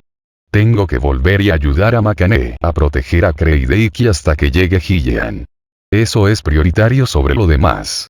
Se deslizó fuera de la grieta y, con una serie de zigzagueantes movimientos por el fondo, nadó hacia un pequeño valle que se abría al sudeste. En dirección opuesta al Streaker, la isla de Toshio y la nave Tenania. Era poco probable que Takata-jin vigilase aquella zona. Podía percibir las ondas que el gigante lanzaba en su busca. Hasta aquel momento, los poderosos rayos pasaban lejos de él. Tenía muchas oportunidades de poder realizar un importante avance antes de ser detectado. Sin embargo, el placer de escapar no era tan satisfactorio como el que hubiese sentido, sorprendiendo a Tajón y golpeándole los genitales con el hocico. Gillian se apartó de la radio y se encontró con la ansiedad en el rostro de Toshio. Le hacía parecer más joven. Había borrado su máscara del hombre sólido, rudo y mundano. Toshio era el guardia marina adolescente que acababa de descubrir que su capitán estaba en coma. Y ahora su mejor amigo podía muy bien estar luchando por su vida. Miró a Gillian esperando la tranquilizadora promesa de que todo saldría bien. Gillian tomó la mano del joven y le atrajo hasta ella. A pesar de sus protestas, le abrazó hasta que sintió que se relajaba la tensión de sus hombros y hundía su rostro en los de ella. Cuando al fin se soltó, Toshio no la miró. Se volvió para secarse los ojos con el dorso de la mano. Creo que voy a llevarme a Keipinu, le dijo Gillian. ¿Crees que Denny y Saot y tú podréis prescindir de él? Toshio asintió con la cabeza. La voz le fallaba, pero al fin la dominó. Sí, señor. Puede que Sao tenga problemas cuando empiece a encargarle las tareas de Keipinu. Pero he estado observando la forma en que usted lo maneja y creo que podré arreglármelas bien. Perfecto. Intenta mantenerle alejado de Denny. A partir de ahora serás el jefe militar de esta expedición. Estoy segura de que lo harás adecuadamente. Hilary se alejó hacia el pequeño campamento instalado en la orilla de la charca, y empezó a reunir sus cosas. Toshio se acercó al agua, conectó el amplificador del hidrófono y lo ajustó para que advirtiese a los delfines de que se les necesitaba. Una hora antes, Keipinu y Saot habían partido a esperar a los aborígenes en sus terrenos de caza nocturna. Puedo ir contigo, si quieres, Gillian. Sin dejar de recoger notas y útiles, la mujer movió la cabeza. No, Toshio. El trabajo que está realizando Denny con los Kiki es sumamente importante y tú eres el único que puede impedir que le prenda fuego al bosque si tira una cerilla al suelo con todas las cosas que tiene en la cabeza. Además, te necesito para aparentar que no he abandonado la isla. ¿Me harás ese favor? Cerró el seguro de su maleta estanco y empezó a quitarse la blusa y el pantalón corto. Toshio apartó los ojos, ruborizándose. Pero se dio cuenta de que ella no parecía preocuparse por aquello. Puede que nunca la vuelva a ver, pensó. Se dará cuenta de lo que ha hecho por mí. Sí, señor, dijo, con la boca terriblemente seca. Continuaré actuando tan irritado y distraído como siempre con el profesor Dart. Y si Takata-jin pregunta por usted, le contestaré que se encuentra en alguna parte, y que está de mal humor. Gillian había desplegado el traje de inmersión y lo mantenía ante ella, preparándose para entrar. Se interrumpió y levantó la vista hacia el guardia marina, sorprendida por lo irónico de su comentario. Se echó a reír. Con 2 pasos de sus largas piernas, estuvo a su lado y, de nuevo, le abrazó. Sin reflexionar siquiera en lo que hacía, Toshio deslizó el brazo alrededor de su cintura. Eres un buen tipo, Tosh, le dijo, besándole en la mejilla.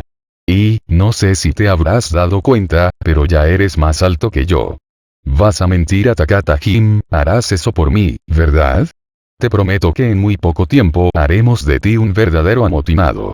Toshio asintió y cerró los ojos. Sí, señor, dijo, apretándola con todas sus fuerzas. 44. Kreideiki. Tenía picores por todo el cuerpo.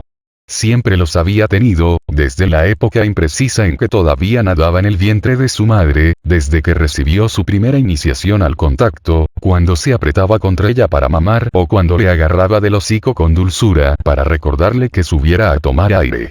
Pronto descubrió la existencia de otros tipos de contacto.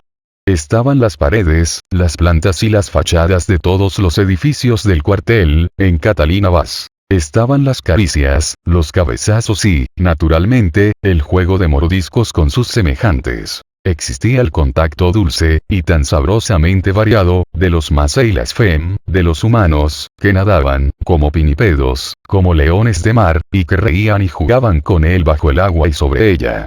Y la sensación del agua. Todas las sensaciones diversas que encontraba en el agua. El splash o el crash según el modo en que se dejase caer.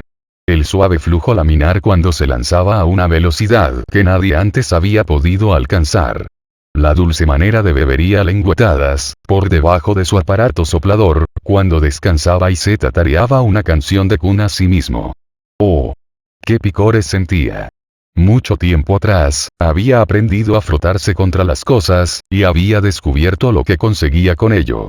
Desde entonces, no había dudado en hacerlo cuando tenía ganas, como cualquier otro delfín saludable.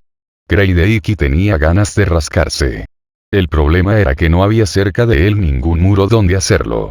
Parecía incapaz de moverse o, incluso, de abrir los ojos para ver lo que le rodeaba. Flotaba en el aire, sin nada que sostuviera su peso, por una magia familiar, la antigravedad. Aquella palabra, como el recuerdo de haber flotado innumerables veces de aquella manera, le parecía misteriosamente extraña, casi desprovista de sentido. Se hizo preguntas sobre su cansancio extremo. ¿Por qué no abría los ojos para ver? ¿Por qué no chasqueaba un rayo sonoro para calibrar la forma y textura de aquel lugar? A intervalos, sentía un chorro de humedad que le mantenía mojada la piel. Y aquella sensación parecía provenir de todas partes. Llegó a la conclusión de que su situación no era normal, quizás incluso muy grave. Debía estar enfermo. Un suspiro involuntario le hizo darse cuenta de que todavía era capaz de emitir sonidos. Buscó los adecuados mecanismos, experimentó con ellos y consiguió repetir el mismo sonido. Deben estar curándome, pensó. Debo haber sido herido. No siento nada, ni siquiera dolor, solo un vacío. Algo me ha sido arrancado. Una esfera. Una herramienta. Una técnica. Da lo mismo. Están trabajando para que lo recupere. Confío en la gente, se dijo alegremente. Y la punta del hocico se le entreabrió con una ligera sonrisa. ¿Qué hace la punta de su hocico? Ahí sí. Sonríe. Vaya novedad. Novedad. Siempre lo he hecho. ¿Por qué? Es expresivo. Añade sutileza a mis rasgos. Es una redundancia. Kreideiki formuló un débil gorjeo de perplejidad. Bajo el brillo del sol hay tantas respuestas como peces en los bancos. Ahora, ya recordaba un poco. Había estado soñando. Algo terrible había ocurrido. Se había encontrado sumido en una pesadilla asombrosa. Unas formas se precipitaban hacia él y luego se alejaban, y él había oído cómo las antiguas canciones adquirían una forma nueva y misteriosa. Fue consciente de que todavía debía estar soñando con ambos hemisferios a la vez. Eso explicaba el que no pudiera moverse. Intentó despertarse con una canción. Hay niveles que conocen solo los cetáceos sementales. Physeter, que caza en los abismos del sueño, combate el calamar cuya cabeza es una montaña marina y cuyos brazos inmensos abarcan océanos, no era un poema tranquilizador. Sugería la oscuridad y Kreideiki, horrorizado, se esforzó para ponerle término, temiendo lo que aquel cántico pudiera suscitar. Pero no pudo evitar los sonidos glifos que se formaron en su mente. Baja hasta los niveles de las tinieblas donde tu cicloide nunca llega, donde todas las músicas acaban por caer y se amontonan en capas sucesivas aullando canciones de antiguas tormentas, y huracanes que nunca mueren. Una presencia apareció junto a Kreideiki. Una presencia vasta, una enorme silueta que nacía de la fibra de su canto.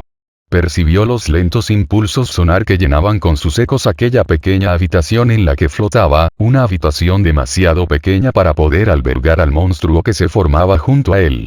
Nukapai. Sonidos de seísmos depositados durante milenios, sonidos de fusión de las rocas primordiales, con cada verso, la criatura sonora tomaba más cuerpo. Había potencia muscular en aquella presencia que se formaba junto a él. Los movimientos de su lenta e inmensa aleta caudal amenazaban con empujarle. Cuando respiraba, era como el estrépito de una tempestad estrellándose contra abruptos acantilados. Fue el miedo lo que le dio fuerzas para abrir los ojos. Una cosa húmeda rodó sobre sus pupilas mientras luchaba por abrir los párpados. Le hizo falta cierto tiempo para acoplar su mirada a la visión aérea por lo hundidos que tenía los ojos en las órbitas. Todo lo que vio fue un tanque de suspensión de hospital, un espacio reducido. Estaba solo. Pero el ruido le decía que se encontraba en mar abierto, y con un leviatán nadando a su lado. Podía sentir su fantástico poder. Parpadeó, y de repente su visión se modificó. La vista adaptó el marco de referencia del sonido. El tanque desapareció, y le dio. El ser que nadaba junto a él nunca podría haber vivido en ninguno de los océanos que conocía. Kreideiki casi se ahogó de terror. Se movía con la potencia de las tempestades, con el irresistible empuje de las mareas. Era una criatura de las tinieblas y las profundidades. Era un dios. KKKPH cree. Kreideiki no era consciente de haber conocido a aquel ser. Emanaba de algún sitio, como los dragones de una pesadilla. Un ojo negro observó a Kreideiki, quemándole con la mirada. Quiso apartarse, esconderse o morir. Entonces el ser le habló. No lo hizo en ternario, como Kreideiki creía que haría. Rechazó el primal, desdeñando una lengua de animales inteligentes. Cantó un himno que rozó a Kreideiki como una fuerza material que le envolvió y llenó de una comprensión terrible. Tú has nadado lejos de nosotros, Kreideiki. Empiezas a aprender. Tu espíritu ha nadado lejos de nosotros. Pero nosotros no hemos terminado. Todavía no. Durante mucho tiempo hemos esperado a alguien como tú. Ahora te somos tan necesarios como tú a nosotros. No hay que volver atrás. Tal como eres. Solo serías un cascarón vacío. Carne muerta. Un vacío sin canción. Nunca más soñador o manipulador del fuego. Inútil Kreideiki. Ni capitán. Ni cetáceo. Carne inútil. Para ti hay solo un camino. Por el vientre del sueño cetáceo. Allí quizás encontrarás un camino. Un camino difícil. Pero un camino hacia tu deber. Allí encontrarás quizás un camino para salvar tu vida. Kreideiki gimió. Batió débilmente las aletas y llamó a Nukapai. Luego se acordó. Ella era de los suyos. Ella esperaba, abajo, en compañía de sus verdugos, de aquellos antiguos dioses que conocía por las sagas, y aquellos otros de los que nunca había oído hablar, ni siquiera las ballenas azules. KKKPH cree había ido hasta él para hacerle regresar a ellos. Como había perdido la costumbre de utilizar el ánglico, presentó su defensa en una lengua que nunca había creído conocer. He sufrido daños irreparables. Solo soy un cascarón vacío, debería ser carne muerta. He perdido la voz. He perdido las palabras. Dejadme morir. La respuesta fue un sonoro estruendo que pareció nacer bajo la tierra. Bajo el cielo. Vas a hundirte en el sueño cetáceo. Vas a ir a donde tus primos nunca fueron. Incluso cuando jugaban como animales y apenas conocían al hombre. Más abajo de donde van los grandes cetáceos. En sus indolentes meditaciones. Más abajo que Fiseter. En su cacería infernal. Más abajo que las mismas tinieblas. Allí serás libre de decidir tu muerte si la verdad no puede nacer. Otra vez, las paredes de la pequeña cámara se difuminaron a medida que su atormentador empezaba a asumir una nueva realidad. Tenía la amplia frente y los dientes centelleantes de una ballena semental, pero sus ojos brillaban como faros y sus costados tenían estrías plateadas. A su alrededor brillaba un aura, idéntica a los tenues campos alrededor de una nave espacial. La habitación desapareció por completo y Kreideiki se encontró rodeado de pronto por un gran mar abierto de ingravidez. El antiguo dios comenzó a nadar hacia adelante con poderosos golpes de aleta. Kreideiki lanzó un débil grito de impotencia al no poder evitar que le arrastrase la corriente generada por el monstruo. Aceleraron. Más deprisa, a pesar de la carencia de datos en que basarse, Kreideiki sabía, de algún modo, que estaban yendo hacia abajo. ¿Has oído eso? La ayudante de Makane miró hacia el tanque en que yacía el comandante. Una débil luz en el interior de la cámara de gravedad hacía brillar los puntos de sutura, de las repetidas intervenciones quirúrgicas. Cada escasos segundos, unos vaporizadores envolvían al inconsciente delfín con una nube de bruma. Makane siguió la mirada de la médico. Quizás, me ha parecido oír algo hace un momento, como un suspiro. ¿Y tú, qué has oído? La ayudante movió la cabeza de lado a lado. No estoy muy segura. Me pareció que hablaba con alguien, pero no en ánglico. Creí oír fragmentos en ternario, luego algo más. Sonaba extraño. Sintió un escalofrío. ¿Cree que estará soñando? Makane miró a Kreideiki y suspiró. No lo sé. Ni siquiera sé si, en su estado, es deseable que sueñe o es mejor rezar para que no lo haga. 45. Tom Hurley.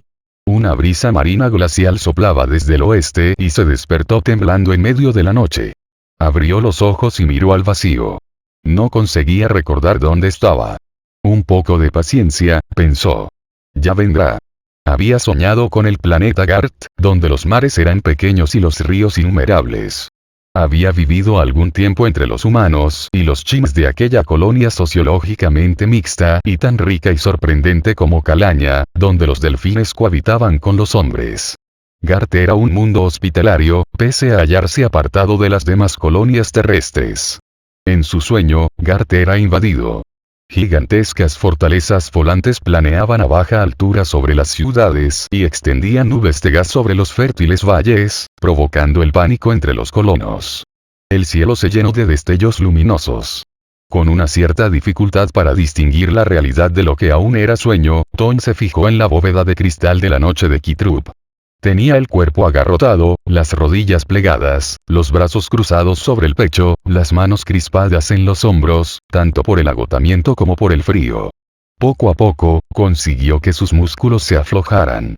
Los tendones y las articulaciones crujieron al intentar moverlos de nuevo. El volcán del norte se había apagado y solo se divisaba un débil brillo rojizo en su cima. Había largos desgarrones en las nubes y, por aquellas aberturas, Tom contempló los puntos de luz del cielo. Pensó en las estrellas. La astronomía era su método de concentración mental. Rojo igual a enfriamiento, pensó. La roja o es una pequeña estrella de cierta edad o una gigante lejana en los estertores de la agonía. Y aquella, un poco más arriba, debe ser una supergigante azul. Es muy rara. ¿Habrá estrellas como esas en esta zona del espacio? Intentó recordarlo. Tom parpadeó. La estrella azul se movía. Miró cómo se desplazaba sobre el campo estelar hasta que llegó a otro punto brillante de un color verde reluciente. Hubo un destello entre ambos puntos de luz cuando se cruzaron. Vio que el azul continuaba su camino. Y que el verde desapareció. ¿Cuáles eran las posibilidades de presenciar algo así? ¿Cuántas circunstancias tendrían que coincidir para estar en el lugar adecuado en el momento adecuado? Ahí arriba, la batalla debe estar al rojo vivo. Aún no ha terminado. Tom intentó levantarse, pero su cuerpo cayó pesadamente en el lecho de lianas. De acuerdo. Lo intentaré de nuevo. Se puso de costado apoyándose en el codo, hizo una pausa para reunir fuerzas y se incorporó. Las pequeñas y pálidas lunas de Kitrup estaban ocultas, pero la luz de las estrellas era suficiente para distinguir el extraño paisaje. El agua corría entre los movedizos amasijos de hierbas y lodo. Se oía cantar a las ranas y ruidos deslizantes. Pudo escuchar un débil grito estrangulado, alguna pequeña presa que acababa de morir. Estaba agradecido a la obstinación que le había llevado a aquel montículo. 2 metros bastaban para constituir una diferencia. No hubiera podido sobrevivir una noche entera en aquella repugnante suciedad. Con el cuerpo rígido, se volvió y empezó a hurgar en las escasas provisiones y material que tenía sobre el improvisado trineo. Los primero es, se dijo, no pasar frío. Buscó su traje de inmersión y se dispuso a ponérselo. Tom sabía que sus heridas también necesitaban alguna atención, pero eso todavía podía esperar un poco. Lo mismo que una verdadera comida. Había conseguido salvar suficientes provisiones como para poder comer 2 o 3 veces. Masticando una nutribarra y bebiendo de vez en cuando de la cantimplora, continuó buscando en sus magras reservas. De momento, lo importante eran las 3 bombas. Miró hacia el cielo. Salvo la vaga bruma violácea que flotaba cerca de una estrella, no había signos de la batalla. Pero lo que vio era bastante. Sabía qué bomba utilizar. Antes de dejar el Streaker para ir a reunirse con Toshio en la isla, Gillian había pasado algunas horas con la máquina NIS. Había conectado el aparato Timbrimi a la microsección de la biblioteca recuperada en la nave Tenania. Ella y la NIS se ocuparon de preparar lo adecuado para cargar las bombas.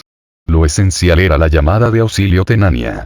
Si placía los designios de Ifni, capacitaría a Tom para la experiencia definitiva, con la cual podría verificar el funcionamiento de su plan. Todo el trabajo efectuado por Suezi, TSHT y los demás en el caballo marino de Troya se quedaría en nada si los tenanios no estaban entre los beligerantes todavía en Lisa. ¿Para qué meter al Streaker en el casco hueco y elevarse en el espacio bajo aquel camuflaje si todos los combatientes iban a abrir fuego contra él precisamente por su disfraz? Toñ tomó una de las bombas. Sí. Era un globo que podía sostener en la palma de la mano. En su hemisferio superior tenía un minutero y un interruptor de seguridad. Hillian había etiquetado cada bomba cuidadosamente con cinta adhesiva. En aquella, además, había grabado su firma y puesto un corazón atravesado por una flecha. Toñ sonrió y se llevó la bomba a los labios. Se había sentido culpable de machismo cuando insistió en ser él quien realizara aquella misión, y en que ella se quedara. En aquellos momentos se daba cuenta de que tenía razón. Por entera y competente que fuese Hillian, no era tan buen piloto como él y probablemente hubiera muerto en el choque. Y aunque hubiera sobrevivido, no habría tenido la fuerza física para poder arrastrar el trineo hasta allí. Demonios, pensó, estoy contento de que esté a salvo con amigos que la protegen. Es razón suficiente. Aunque ella sea capaz de romperles la cara a 10 lagartos Blenchuk con una mano atada, sigue siendo mi mujer, y no permitiré que corra ningún peligro si yo puedo evitarlo. Toñ tragó el resto de su barra de proteínas.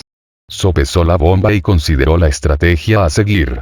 Su primitivo proyecto había sido aterrizar cerca del volcán, esperar a que el planeador hubiese recargado las baterías, depositar la bomba y despegar antes de la explosión.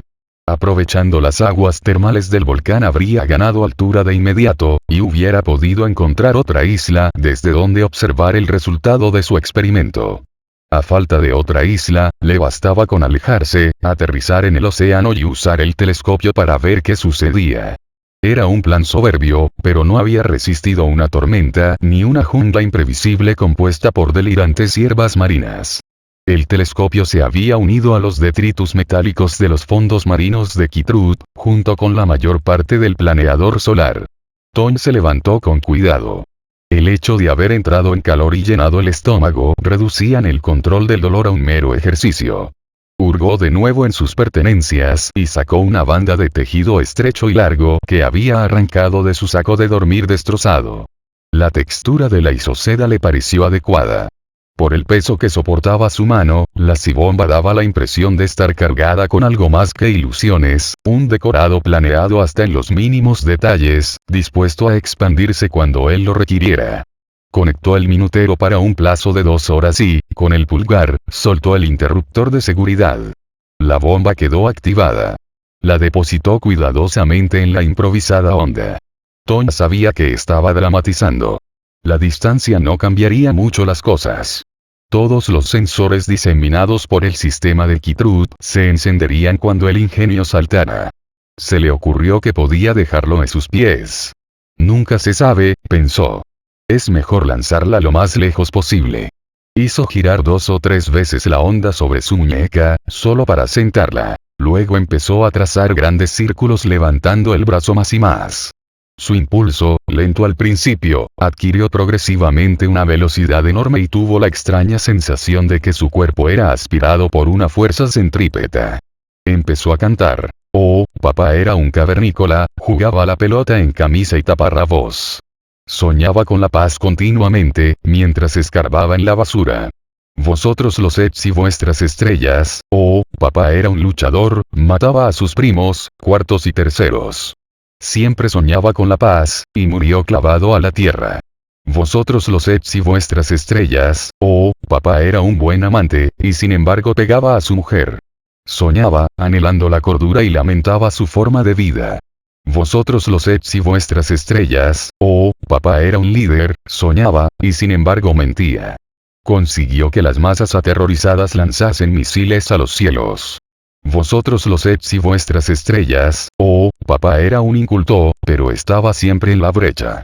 Detestaba su maldita ignorancia, y luchaba contra su orgullo. Entonces, ascendió por propio esfuerzo, y, al perder el equilibrio, gritó. El trágico huérfano me dejó su herencia, tengo su mente, su corazón. Podéis despreciarme como lobezno, burlaros de mis marcas de orfandad. Pero decidme, muchachos, ¿cuál es vuestra excusa? Vosotros los Eds y vuestras estrellas, vosotros los Eds y vuestras estrellas. Toñ dio un paso adelante y sus hombros se curvaron. Dio unas vueltas a su brazo y soltó la onda.